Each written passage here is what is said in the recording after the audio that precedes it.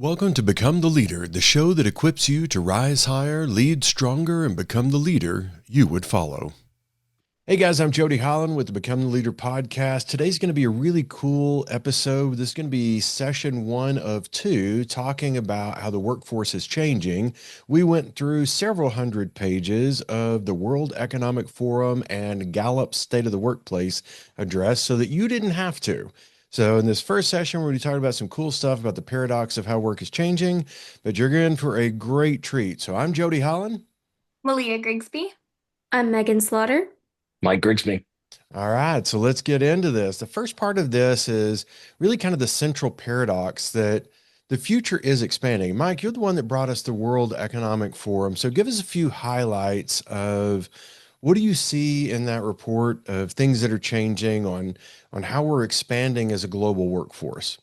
Yeah, this has been something. It's a report that I've been watching and I say watching, reading for several years. And I think the one that really caught my attention was the Future of Jobs report for 2020.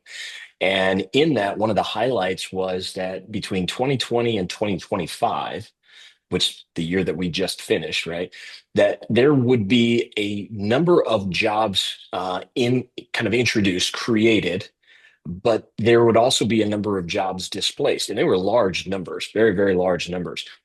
But what was interesting is the number of people who were displaced from their job was less than half, or less than half of those people that were displaced. Let me say it that way. Less than half of those that had the requisite skills to step into any of the new jobs. Fast forward to what we saw was the Future of Jobs report for 2025, which is we're going to reference on this episode. It was interesting because they talked about 170 million jobs between now and 2030, 170 million new jobs created, but 98 million displaced. So it's a similar report from 2020 to 2025 that we're seeing from 25 to 30. The point isn't the number of jobs created versus those displaced. It is really, and this is what I'm hoping that we're going to dive into, is really how do you begin? How do the people who are in the workforce begin upskilling to prepare for what's on the horizon? Yeah. Secondly, do we really need to shift our mindset from what to do to how to be? You know, there was a great saying, a great quote that I read over the weekend that said, stability is no longer about where you stand, but about how you move. And I think that that is something that we really need to pay attention to. The word resiliency keeps coming up time and time and time again. How do we help those that are in the workforce, those that are coming into the workforce, those that are exiting the workforce? How do we help them find resiliency? And I hope we can dive into that more through this discussion. I'm sure we can. Before we do, though, I'm thinking about all the jobs that are being created. I go back to the great philosophical work, The Hitchhiker's Guide to the Galaxy. And in that book, the author says anything invented before you were born up to the age of 15 is natural, normal, and the way the world's supposed to be. Anything invented between your ages of 15 and 30 is new and exciting, and you can possibly get a career in it. And anything invented after you turn 30 goes against the natural laws of the universe. And I think that's what we're dealing with here as the workforce is expanding. And you think about all of this technology and all these AI data centers being built and what that's doing to reshape the way that people work. One of two things I think is going to happen. This is where I want to get the generational take on this from Megan and Maleah. Either the young workforce is going to grow so well at tackling multiple jobs that they'll be able to do one, two, three, maybe five jobs and hopefully get paid for all of those jobs, Mhm. or they're going to let AI think for them and they'll barely be able to do one job. So, what do you think is going to happen with the younger generation, the one that's ready to make money off of a new career? I think that I don't know, I think about the perspective change that has to happen, where it's a shift. I talk about this all the time. In this age of AI, we're taught to focus on the humanness behind the work that we do, and focus on really capitalizing on that and what does it mean to be human. And like how does that differentiate us from a machine learning? So as try as we might, we can't compute things as quickly as ChatGPT can. However, it's teaching us different. I'm a kinesthetic learner, so this has been my bread and butter since I was like 3. But it's teaching us how do we work more with our hands. We see the trades starting to come up more, and the need for trades and everything, and a lot of people skipping a 4-year degree in order to go into the trades.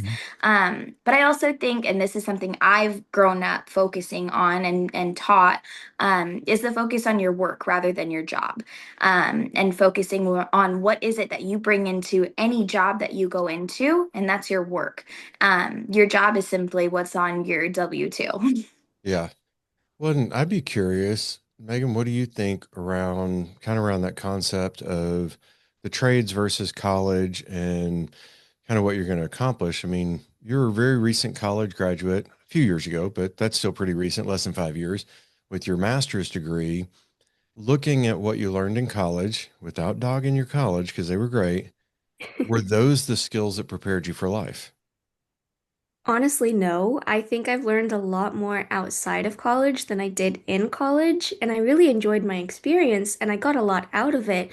But the real education comes from the real world, and it's going out and doing things and experiencing it.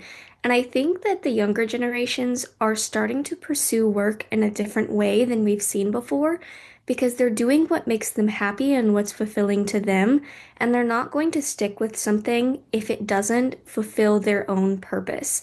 So if they're bored with their job, they're going to go off and find something else. We have content creators, we have people doing that on the side. I mean, anyone with access to technology can have a side business now. You have Etsy sellers. Yeah. If you're working with your hands or you're producing content, it doesn't matter. I think you can bring to the table whatever it is that makes you happy. And I think we're becoming a little bit more accepting of that. So I think Mhm. that's creating more jobs and more avenues for the younger generations. I would definitely agree with that. And, you and I at one point talked about that if you have a camera and you figure out how to use it, you're a photographer. Right. And there are people that go, I charge 3 grand for weddings. And people go, all right, that sounds good. Here's 3 grand. And you didn't have a degree in wedding photography, but you just learned how to do the skill. You got really good at it. And if you did a good job, then the people that just paid you 3 grand would say you did a good job, and somebody else would pay you 3 grand or whatever. So I think that's the thing, what you're saying about the side hustles and the things like that with younger generations. They've been encouraged to take risks and to work with their talent and their natural skills, not just from an educational standpoint. So I think that's kind of an interesting thing. And then I want to go back to something that you said about they have a tendency to do the things that they enjoy doing. And if they're not motivated or don't like it, they'll leave. And I have seen that at a massive level. What's been interesting across banks in particular, because we work with several hundred banks, across banks, they have tellers that don't quit. They just leave. Like they don't tell people, they just stop showing up and ghost the company and hope for the best. Mike was kind of, going side to side with his head when Megan talked about, oh, if it's not fun, you don't do it. Because Mike and I grew up in the generation of, I will beat you if you quit your job before you have another one. That's right. Like that was That's just right. unacceptable human behavior to not have a job. And that was if you're an 8-year-old. So, Right, right. Well, I mean, work or job. Well, let's stick with the term because I like how Malia differentiated it. Stick with the that's term fine. job, but but jobs were viewed as a necessary evil. It wasn't until you got into professional careers, Hmm. doctor, lawyer, whatever it was, right, that you really understood this term, this notion of career, right? You would stay in a job. You owed your soul to the company or store, Yeah. right? Yeah. You stayed there for 20 years. You retired. You got the gold watch, and then you were supposed to go fishing somewhere, right? The idea that you could find satisfaction, you could find fulfillment in your job or your career output. Uh, it. it seems like, I know it's there have been outliers out there, but it seems more like that is a something of modern understanding versus Jody when you and I were growing up, certainly when our parents were growing Yeah. up. And I Right? say that, but at the same time, you and I have both quit jobs that we were disengaged with. 100%. And I think the older we get, the quicker we would quit a job that we're disengaged with. 100%. So I know I stuck with a job that I hated because it was a job in the very, very beginning. But then the moment I could find another job, I got out of that job. And when I quit the last job that I was in, um, I couldn't stand the boss. And that was why I quit. And really, all three of my jobs that I quit were because of problems with leadership. But that kind of brings to the comparative point that Gallup made in their state of the workforce address, which is the fastest rate of burnout is managers right now. So Mhm. people that are being put in a management position are burning out at an incredibly fast pace and engagement is falling. So they estimate last year, 2025, we paid as employers for $438 billion worth of not working. That's a lot of payment for not working. So that is what they call their lost productivity calculator is the amount of time based on employee surveys that people are not doing work for the company that is paying them while they're on the clock to work for that company. Some of that is the flexibility of work of, you can work 8 hours from home, but you got your work done in 5 hours. So for 3 hours, you did your Etsy store, or something like that. But $438 billion invested in not working. That's a lot. And productivity is falling across the entire workforce, but in particular, the burnout is being hit hardest in management. So from from a management perspective, because Mike, you've managed people, I've managed people. I think you're managing people, Maleah. I am. Yep. And Megan is managing one person in another country.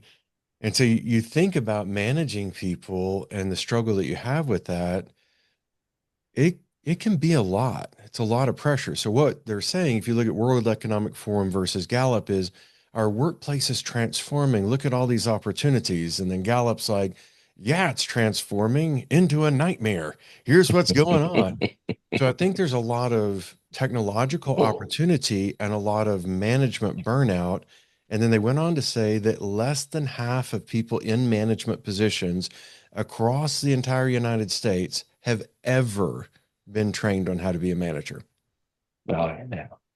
Yeah, I'll be curious, for Megan and Malia, I want you to speak for your entire generation, but I want to come to you here in just a second. But, in his book, 7 Day Weekend by Ricardo Semler, he talks about like really reestablishing or redefining what constitutes as work.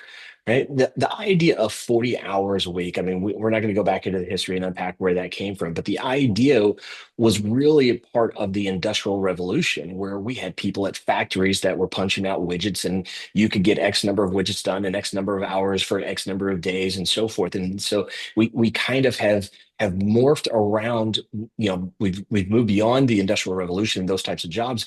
We're more in thought leadership type jobs where your mind power is really your deliverable, but we haven't shifted the structure of it, and we still think that somebody should be a butt in a seat for 40 hours a week, 8 hours a day, churning this out.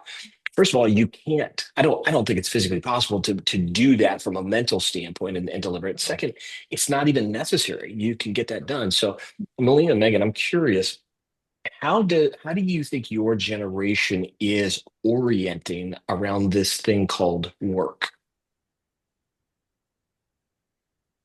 That's Look at that. interesting. I left them speechless already. Yeah, You Megan, did. you're up. Megan, what do you got? Um, I think it's really interesting that part of that is that they're putting their own psychological safety first. And so I think the shift that we have seen between this generation and the generations before us is that when we are not comfortable and we are not treated with respect and loyalty, we will not give that same level of loyalty back to the company. And so we approach work in a way that we think of ourselves and how we can benefit the company, But if the benefit is not being returned to us, we're going to seek something else. Yeah. And So, that trust piece, then that's the factor you look at. yeah, I don't think it's that our generation is lazy or that they give up easily. I think that it's we demand to have that same level of trust and respect given back to Mm. us if we're going to give it to someone else. So I think you can build that up, and I think that we are fully capable of working 40 hours a week and doing all of that. But also at the same time, we're not going to put ourselves in positions where it's damaging to our own mental health or our physical well-being. So that's why I think our generation is pursuing work in a different manner. And sometimes that means working multiple part-time jobs rather than finding a traditional 40-hour-a-week job because you can have that differentiation. Maybe you go out and you work in an office, you show up, and then for your other job, you're working from home, you're on your computer, you're working with your hands, whatever it may be. You're still contributing to society, but you're contributing in a way that is also beneficial to yourself. Interesting. What's your take, Maleah?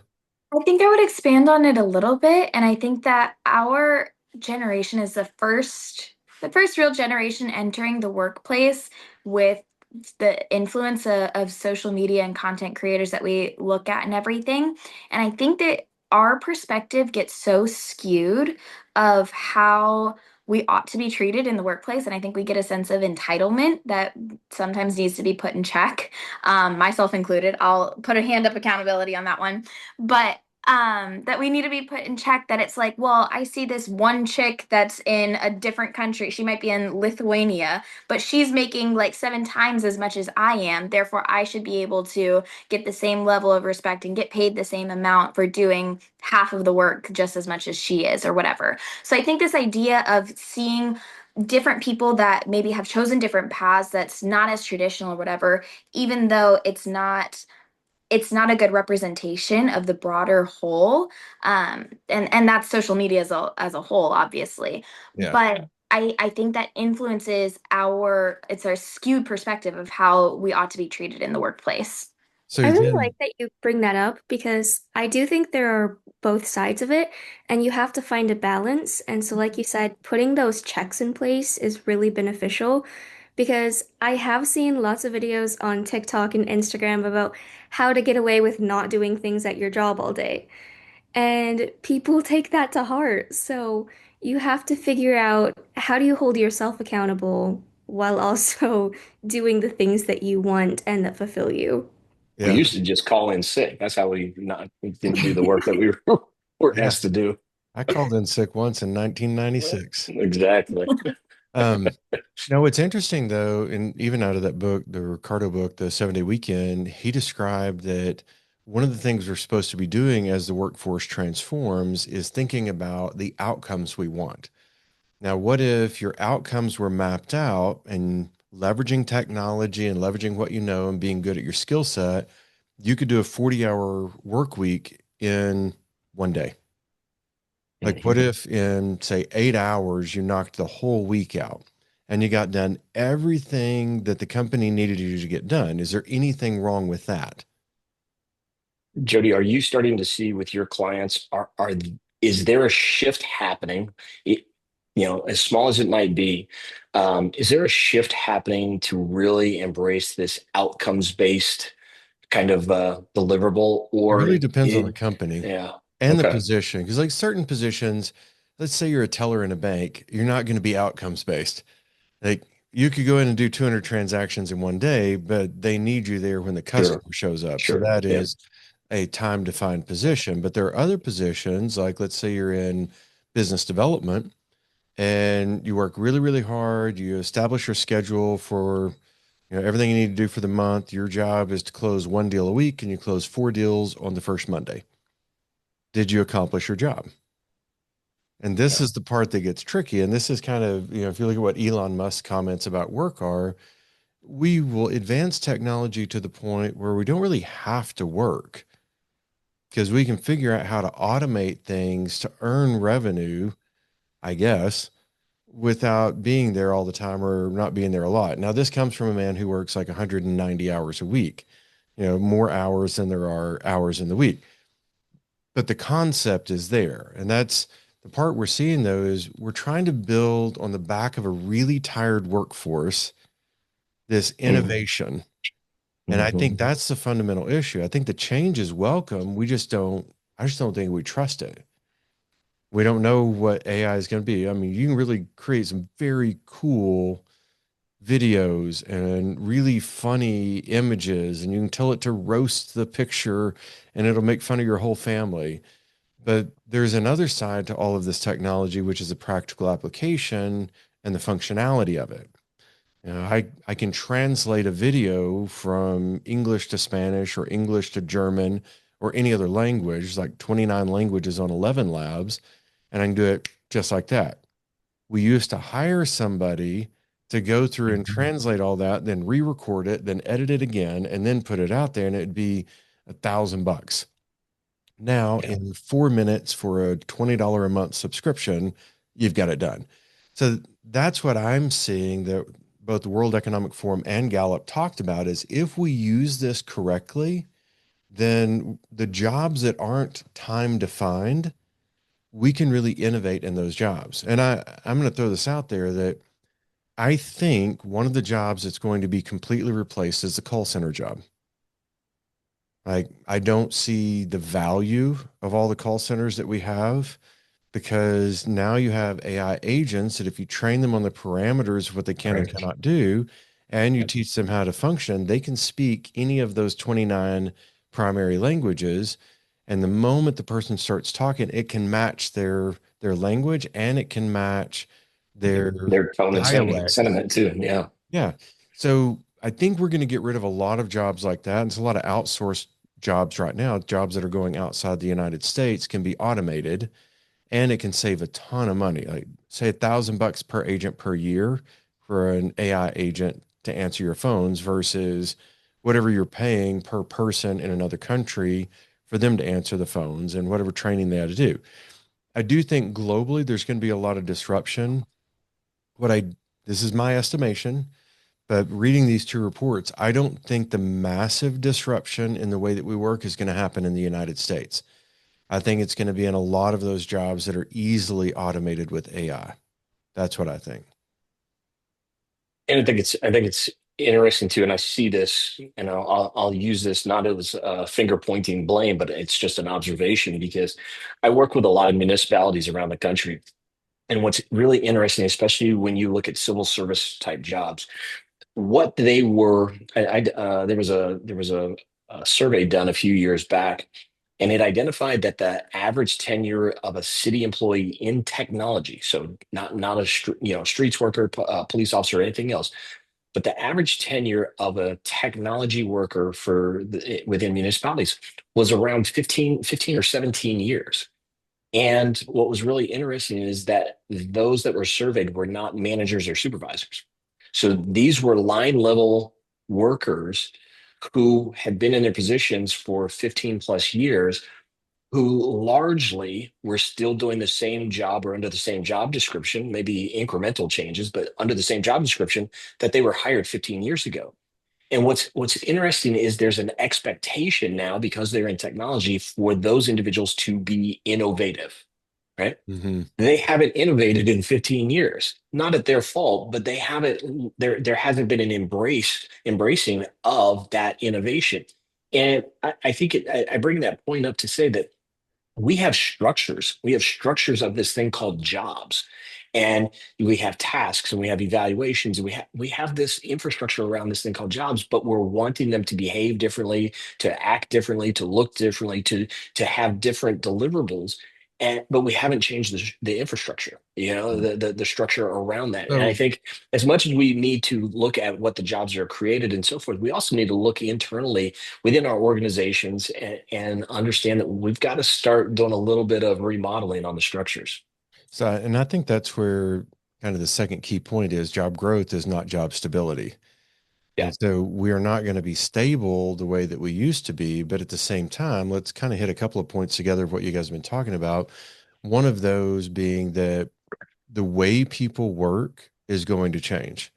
And I think that if you can hire somebody that gets everything done that needs to be done and they can do it 4 hours at work and 4 hours doing whatever else they want to do, that's the same thing as if they were there for 8 hours doing the work. And I don't know about you, but I actually get more done when people don't bother me.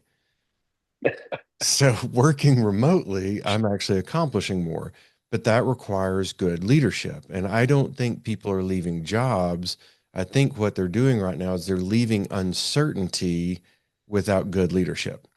Mhm. They don't know what's coming, and the leader is not preparing them. They're not communicating. They're not doing what they're supposed to because the manager wasn't trained and the leader wasn't trained on how to do that. So they're like, all right, well, let's just take a stab at this and see what happens. But I go back then to what both Maleah and Megan were saying. We're changing the way that we want to work. And you're going to find that we will need to look at what's the value of this outcome? Because if we can value an outcome, then does it really matter how long it takes them to get it done if they hit the Right. outcome? Because Right. people outsource to you and me, Mike, all the time as Yep. consultants and trainers. So if somebody hires me to come in and do training, if they were to hire me as their organizational development director, it would cost significantly more than Mhm. to just get me in there when they need me. So we've been doing this outsourcing thing for, I mean, at least 3 decades that I know of, because I've been around for it, but a lot longer than that, where we go, I just need an expert in X. And that's where I think the future of jobs are going, because if you look at the shrinking workforce, the disengagement of the workforce working in a traditional setting, the just the frustration of a lot of what we've dealt with, you're going to see people going, you know what, for X amount, I can get you this outcome. And they might go get it for two or three or four other people. And I kind of looked this up earlier of, well, what are some examples of people that took multiple remote jobs? Mhm. And one of them was an IT guy, and he had three remote jobs, each of which paid six figures. And they were all quote unquote full-time jobs. And he coordinated when the meetings were going to be, and he had like three laptops going, and he successfully hit all of them. And then he got caught doing that, not because he failed, but because he forgot to go to a meeting one time. And they go, where were you? Oh, I was on my other meeting. And he just said that. And they're like, what other meeting? Well, I kind of do a little side stuff as well. Well, he figured out he's working jobs. Well, then people let him go. And he ended up in one job. Now, if he was really successful at three jobs, how is that different than outsourcing organizational development or IT consulting? It's not. So that's the positioning that I'm seeing. And I think that's where we re-engage people is we do figure out it's not quote unquote results only, but it's outcomes based management. And if you have outcomes based management and you have good trust and you have good communication and clear expectations, I think we crush it. And that's the third thing that I think is in here is that the skills are changing so fast. I mean, that World Economic Forum said that 59% of global workforce needs reskilling currently. That's like 6 out of 10 people need new skills. And 39% of the skills that we're going to teach them will be irrelevant in 5 years because they're going to change again. So that Well, means that I means think a this lot of is, change. yeah, it's not only is it a lot of change, but it's a lot of, you've already used the word a couple times. It's a lot of uncertainty, right? Mhm. I go back to that, World Economic Forum report from 2020 to 2025, right? The jobs that they were talking about being displaced were known job descriptions, known job titles solving known problems. The Mhm. jobs that were going to be created were unknown job titles, unknown job descriptions, solving unknown problems. How do you begin to upskill if you don't know what you're trying to solve? You And don't. I mean, it's not completely a black box, right? We don't Yeah. have zero visibility into this, but how do you know what skills you should be developing? And this is one of the reasons why I really think, and I think Jody, I shared this with you, but it's like I wonder if the world is with the access to almost ubiquitous commodity type answers everywhere at our fingertips, is the world going to start to shift to kind of like this Jeopardy model, right?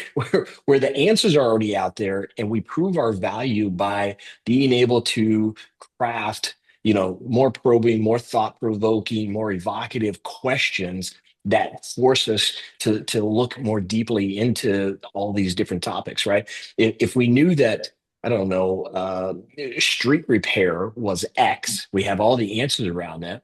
How should we formulate different, better questions to wrap our minds around what the future of street repair is going to look like, right? So I don't know, Maleah and Megan, you guys have been quiet for a little bit. What are your thoughts around this idea that we have answers at our fingertips, but the resiliency and how you develop the resiliency into the future may be about formulating better questions? I Yeah. think I think the answer was in your question.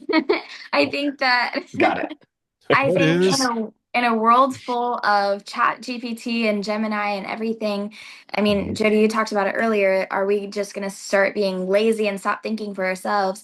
It still takes a lot of thought. And how do you curate those questions for Chat GPT to give you the answer that you're looking for? So I think it comes from you have to grow in a spirit of curiosity constantly. And that's the only way that we're going to continue to grow. I also think that I mean, talking about trades and everything, there's a sense of basicness that we need to get back to, that we keep overcomplicating, and eventually we got to tone it back and just kind of get back to a black and white baseline for us to be Mhm. able to grow again. I would agree with that. And I also think that with technology at our fingertips, I mean, you can log on and you can do anything that you want at any point. I think part of it is scheduling time for that creative thinking, scheduling time to step back from your computer and really focus on what your intentions are and the purpose that you're serving. And so, in these jobs that we are creating, I think they're only effective if they are solving a problem. And if we don't know what the problem is yet, then we need to take some time to reflect, maybe brainstorm as a team and say, where do we Mhm. go from here? We Yeah. know what our next step is. Based on that information, what can we do with what we have so that we can get to the outcome that we're wanting? Yeah. And then I'm going to add one little thing in there that kind of what y'all are saying kind of sparked. I've been talking about the outcomes based piece of this, and I think y'all both hit on that as well. I think being in an organization that is motivating and engaging will be significantly more important in the next 5 years than it has Yeah. been in the Yeah. last five. And it was critical in the last five. Mhm. So building the culture and building the place that people go back to what you said, Megan, about finding the purpose behind it. When we're chasing meaning, I think we're happy because I don't believe that you can out train burnout.